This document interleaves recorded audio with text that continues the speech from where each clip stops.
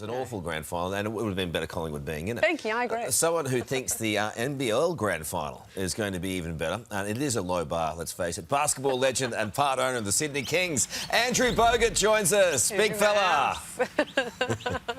Good morning. Oh, mate, good to see you. What did you think of the AFL grand final? We're just bagging the hell out of it this morning. Your thoughts? Yeah, very disappointing. Takes me back to a time when I was in America and I stayed up till 2 a.m. and I think it was Port Adelaide and someone, maybe, can't remember who, but it was a 100-point game. And it's just not fun. You turn it off. I was in the middle of a poker tournament, actually, so I wasn't paying too much attention besides on my phone, but it gave me a good reason to switch off the game and concentrate on my hands. How'd you go? I made the second day and then bombed out in the morning, which was disappointing, but made a mistake early on the second day, and that was all she wrote. So that's the fun of those tournaments. You make one small mistake and you're gone. Mate, I love following you. You are not a dull guy in anyone's language, especially on social media. Let's talk basketball. It's a big season ahead, isn't it? The salary cap increasing again for the NBL.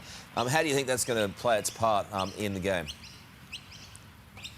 Well, obviously, the more money teams can spend, hopefully they all spend it and you get more talent. So it also gives you an opportunity to bring homegrown talent that maybe are making a little bit more money in Europe or in the G League in the US. You can bring them home now to Australia in front of our great fans in the NBL. And I think the season is wide open, in my opinion. It's as open as it's ever been. There's no clear-cut favourite. Obviously, the Sydney Kings were the champions last season, but I think it's going to be a very, very close season. And I honestly can't pick my top. It's gone to a top 6 now. I can't pick my top 6 that easily. I think it's going to be very, very close. And I think if you're a casual fan or a fan that's kind of got your eye on the NBL, I think it's going to be very, very exciting. You must have a particular team you got your eye on, though, Andrew. Yeah, the Sydney Kings. So, hopefully the value of our club continues to rise like it has the last couple of years. Helps the bank account out. It's not an easy ride, big fella. Look, I noticed too, Germans during the week, Ariel Hukporti has been ruled out this season due to a recent Achilles injury. How much of a blow do you think that's going to be for Melbourne? I mean, they're having a terrible run. Yeah, you never want to see an injury. There were a few actually in Darwin in the pre-season. You never want to see him in the pre-season, especially, the severity of an Achilles. Obviously, he's out for the season. He was going to be penciled in as their starting big man. They did get pretty smart. They signed a guy by the name of Isaac Humphries, who has a bit of NBA experience in him as a backup, and I think he'll fit in nicely in that slot. So they've got some backup there, but it's a tough one for Melbourne United. I mean, I won't say we feel too sorry for him, but like I said, you never want to see... He's a very young talent, Hukporti, and he's got a chance to be an NBA prospect. So he's got a long road of recovery with the rehab with an Achilles. Everybody knows it's usually 12 months, and hopefully he can get back to full strength and end up in the NBA one day. What about Lauren Jackson? Does it give you hope for a comeback? I knew someone was going to ask this question eventually. What is she, 41 or 42? I mean, good on her.